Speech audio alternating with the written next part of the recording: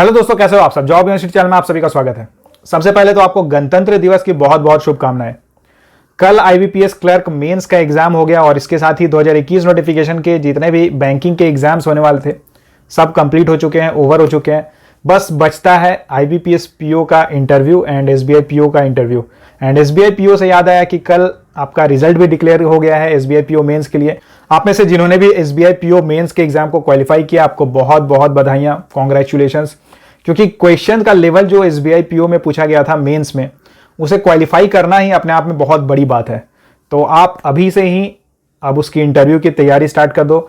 और IBPS PO mains भी अगर आपने एग्जाम दिया हुआ है तो आप आईबीपीएस पीओ के इंटरव्यू के लिए भी तैयारी स्टार्ट कर दो। क्योंकि जब रिजल्ट आएगा उसके आप वेट मत करो कि रिजल्ट आएगा उसके बाद मैं इंटरव्यू की प्रिपरेशन स्टार्ट कर दूंगा। अभी से आप थोड़ा 1 घंटा 2 घंटा ऐसे करके देने लगो।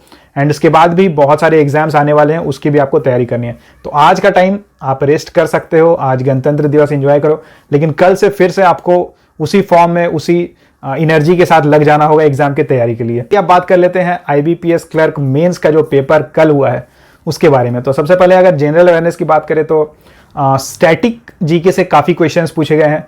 करंट अफेयर्स की बात करें तो करंट अफेयर्स में वही हुआ है जो एक्सपेक्टेड था। आईबीपीएस पीओ मेंस में जैसे 1 मंथ को उठाया था उन्होंने, दिसंबर मंथ को उठाया था और उससे करंट अफेयर्स पूछ दिए थे, तो वही इस बार भी हुआ है आईबीपीएस क्लर्क मेंस में। केवल उन्होंने नवंबर मंथ को इस बार टारगेट किया, नवंबर मंथ को उठाया और वहां से करंट अफेयर्स पूछ दिए हैं।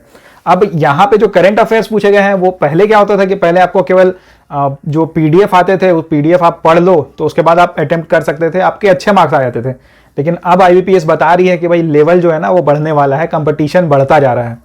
जिस तरह के क्वेश्चंस पूछे गए हैं, अगर आपको डीप नॉलेज है, अगर डेली आप करंट अफेयर्स करते हो तो ही आप इन क्वेश्चंस को सॉल्व कर पाओगे।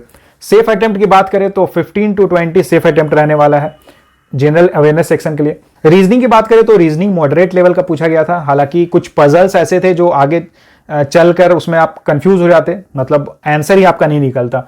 तो कुछ लोगों के साथ ऐसा हुआ है, लेकिन अगर आपकी रीजनिंग अच्छी है तो आप अच्छे अटेम्प्ट कर लोगे। 18 to 20 सेफ अटेम्प्ट रहेगा रीजनिंग में। अब बात करते हैं इंग्लिश की। तो देखिए, इंग्लिश ऐसी चीज है ना कि अगर आपको इंग्लिश नहीं आती है या उतनी अच्छी इंग्लिश आपकी नहीं है तो फिर आपको इंग्लिश के नाम से ही डर लगेगा। तो ये अगेन डिपेंड करता है कि आपकी इंग्लिश कैसी है। अगर आपकी इंग्लिश अच्छी रहती है तो आपको मॉडरेट या हाई लेवल के भी अगर क्वेश्चंस आपसे पूछे जाएंगे तो आपको ईजी लगेगा। तो इस बार जो क्वेश्चंस पूछे गए हैं ये मॉडरेट लेवल के ही क्वेश्चंस पूछे गए थे। और अगर सेफ अटेम्प्ट की बात करें तो 18 to 20 सेफ अटेम्प्ट रहेगा। अगर आपकी इंग्लिश अच्छी है तो आप ज्यादा स्कोर करोगे, अगर आपकी इंग्लिश उतनी अच्छी नहीं है तो ऑब्वियसली आप उतने क्वेश्चंस नहीं अटेम्प्ट कर पाओगे। क्वांट की बात करें तो quant easy to moderate level का था, लेकिन सबसे बड़ी प्रॉब्लम हो गई डीआई के साथ।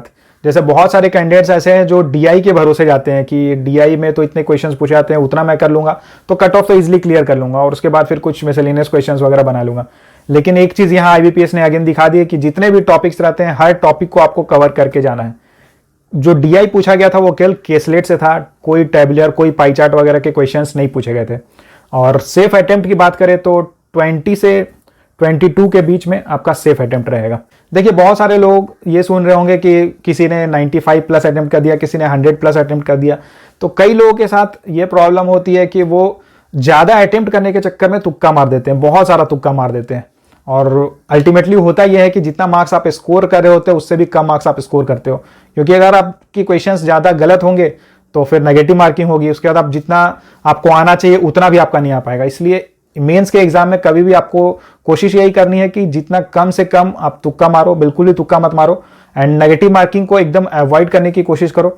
और दूसरी बात है कि एक्यूरेसी पे ध्यान दो। जितना ज्यादा आपके आंसर्स एक्यूरेट रहेंगे आपके मार्क्स उतने ज्यादा रहेंगे। यहाँ नंबर ऑफ अटेम्प्ट से ज्यादा एक्यूरेसी मैटर करती है। ओवरऑल बात करें कि ओवरऑल सेफ अटेम्प्ट कितना रहेगा, तो अगर 70 से 75 के बीच में अगर आपका अटेम्प्ट है तो इसे सेफ माना जाएगा। अगेन ये वेरी कर सकता है, आप किस कैटेगरी में आते हो, किस स्टेट से आपने अप्लाई किया हुआ है, क्योंकि कितने कैंडिडेट्स ने वहां से अप्लाई किया है, कितने वैकेंसीज थे, ये सारी चीजें के ऊपर ये मैटर करेगा।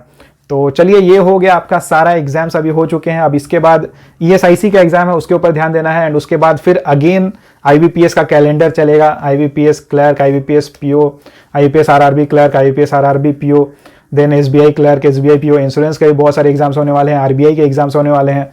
तो लगातार एग्जाम्स है, तो उसके लिए आप कमर कस लो एंड ऑल द बेस्ट।